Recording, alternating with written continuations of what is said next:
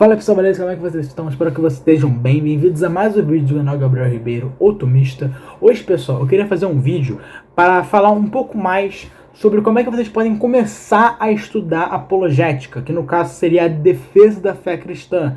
Esse canal aqui é um canal católico, é um canal tomista, é um canal de teísmo clássico, mas que eu falo muito da apologética no geral, ou seja, a defesa do cristianismo, a defesa da fé cristã. Inclusive, eu já participei de um debate contra o Fábio Luiz no canal do meu amigo Jadson Barbosa, que é o canal Em Defesa da Fé Cristã. Recomendo vocês assistirem o meu debate. E eu pretendo participar de outros futuramente, ainda esse ano, inclusive. Então, eu literalmente faço vários vídeos de apologética. E eu vejo muitas pessoas, assim, especialmente jovens, que têm muito interesse em começar realmente a defender a fé cristã, a entrar nos debates, enfim, e a conhecer a verdade, que é o mais importante. Só que tem muitas pessoas que ficam perdidas nisso tudo. Por quê? Porque tem um erro muito comum que as pessoas mais iniciantes cometem, que elas acham que qualquer argumento vale desde que ele sirva de defesa da fé cristã.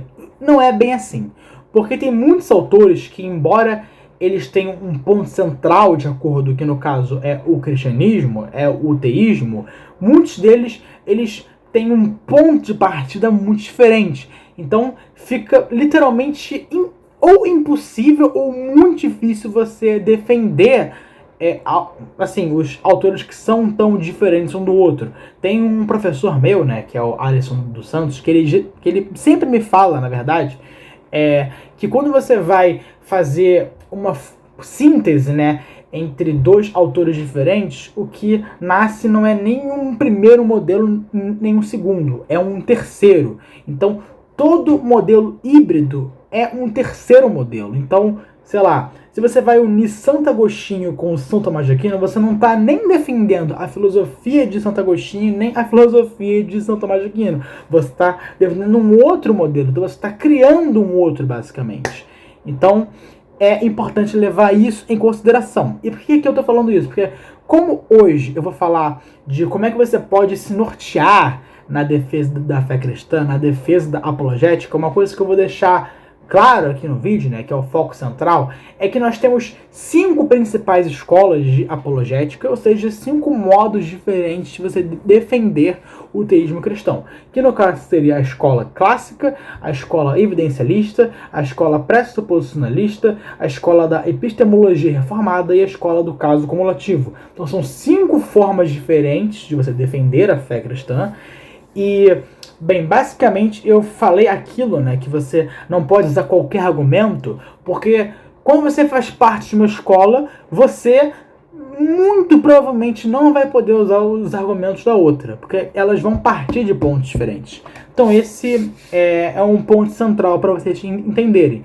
Mas antes de eu começar a falar sobre cada escola, eu vou pedir para que, por favor, vocês deixem um like nesse vídeo, se inscrevam no canal e compartilhem o vídeo, porque me ajuda muito, faz o canal crescer, e eu estou querendo realmente aumentar a frequência de vídeos aqui, inclusive, especialmente os vídeos de apologética. Bem, eu até anotei aqui um pouco sobre as principais características de cada escola para eu deixar claro para vocês. Vamos começar pela escola clássica, que eu acredito que é a mais famosa, é a mais comentada. Isso não quer dizer que ela é a melhor, porque as outras também são muito interessantes, são muito dignas de atenção, mas a clássica eu diria que é a mais comentada, que é a mais conhecida.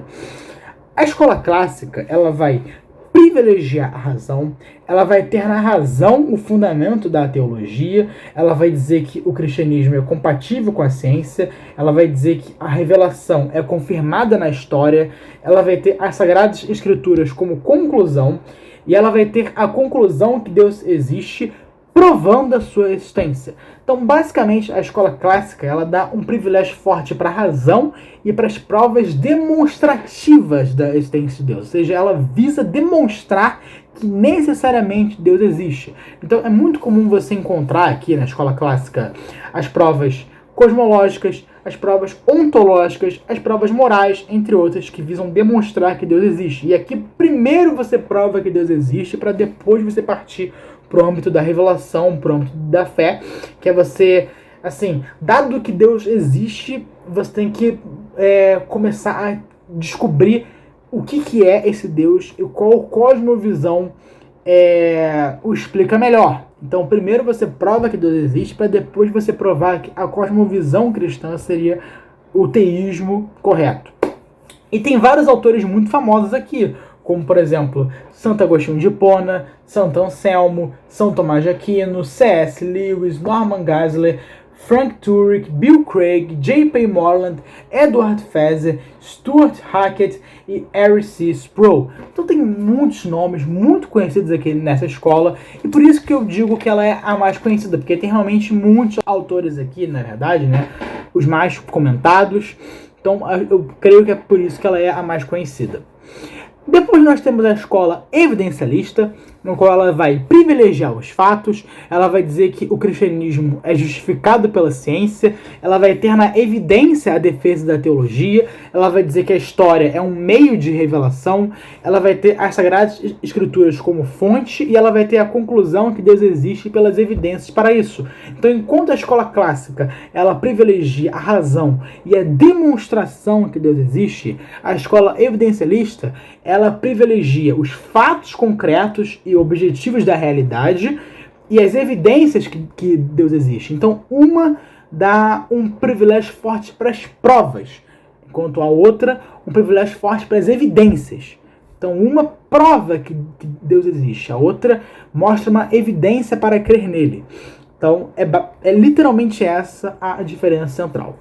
E os autores mais conhecidos, né, dessa escola, nós temos o John Warwick, nós temos o Kenneth Bowen, nós temos o Robert Bauman, nós temos o James Orr, o Gary Habermas, o Michael Licona e o Lee Strobel. Inclusive, esse ano eu assisti o filme do Lee Strobel, que é Em Defesa de Cristo, e que inclusive tem um livro dele que tem o mesmo nome. E é um filme que conta a história do Lee Strobel, que era um jornalista militante ateu que se converte ao cristianismo ao estudar a história e a arqueologia, especialmente focado na ressurreição de Nosso Senhor Jesus Cristo. Então essa é a escola evidencialista. Depois nós temos a escola pressuposicionalista, que ela vai privilegiar a fé e as escrituras, ela vai tornar a teologia fundamental, ela vai dizer que o cristianismo e a realidade, além da ciência, ela vai ter a revelação como algo que transcende a história, ela vai ter a escritura como testemunha e axioma, e ela vai ter a conclusão que Deus existe pela única possibilidade válida de conhecimento. Essa é uma escola bem radical, porque ela vai dizer que para você ter qualquer conhecimento da realidade, você tem que pressupor que Deus existe e que o cristianismo está correto. Elas vão dizer que o ateu ele não possui conhecimento, que o não cristão não possui conhecimento, que eu digo que esse é o caso mais extremo, né? Que ela vai dizer que só o cristão tem conhecimento de qualquer coisa. Aí você pode se perguntar, mas por que isso?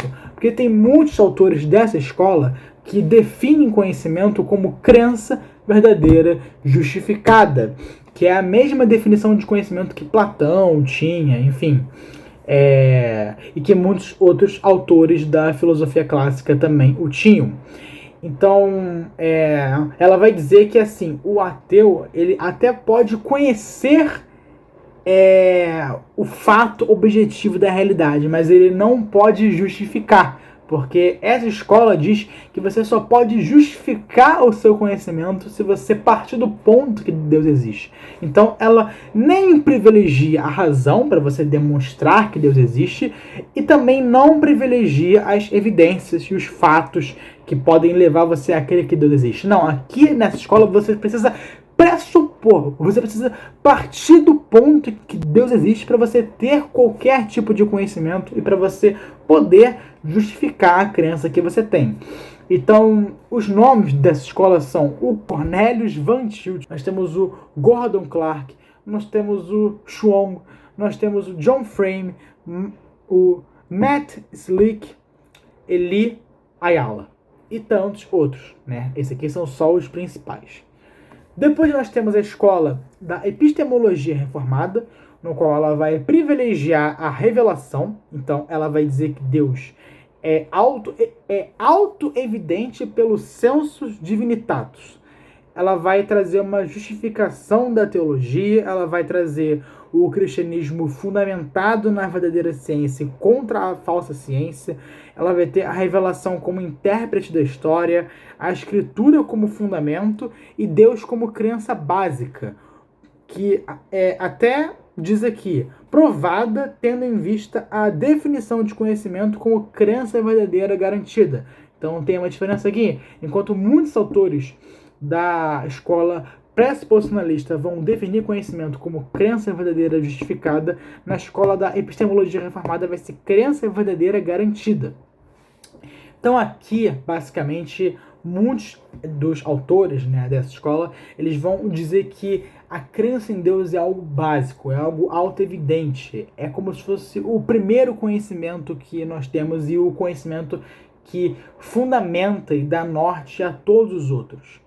E, bem, os nomes da escola, né, da epistemologia reformada, nós temos Alvin Plantinga, que é simplesmente considerado pelo Bill Craig, né, que é um autor da escola clássica. O Bill Craig, que hoje é um dos maiores filósofos do mundo, é um dos maiores apologistas cristãos dos últimos séculos, eu diria. Ele já disse que o Alvin Plantinga é o maior filósofo vivo, segundo ele.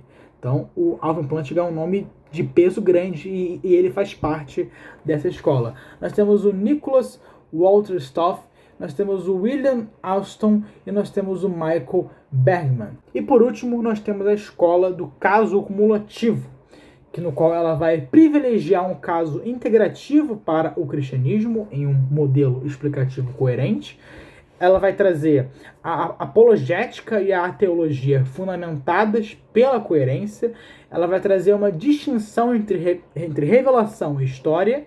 Ela vai trazer a escritura como verdade, dada a sua coerência. E ela vai provar a existência de Deus como base em um modelo de justificação explicacionista. Então aqui, nessa escola, a gente faz uma dialética. A gente pega um dado objetivo da realidade e nós comparamos duas visões diferentes interpretando esse dado. Então nós usamos vários dados da história, arqueologia, cosmologia, biologia, e nós vemos qual que faz mais sentido em uma cosmovisão teísta ou uma cosmovisão ateísta ou naturalista, enfim. E os autores, né, dessa escola, nós temos o Paul Feinberg, o Basil Mitchell, Stephen Evans e o Richard Swinburne, que também é um nome de peso, tá? Ele é um nome da filosofia analítica contemporânea. Então, basicamente, são esses 5 modos de você defender o cristianismo, né? São as 5 escolas principais da apologética: clássica, evidencialista, pressuposicionalista, epistemologia reformada e caso cumulativo. Deixe aqui nos comentários qual dessas escolas vocês se interessaram mais, qual delas que vocês acharam que faz mais sentido, talvez, o ponto de partida, né, de cada uma. Então, é isso. Um abraço, fique com Deus, até o próximo vídeo. Valeu, falou!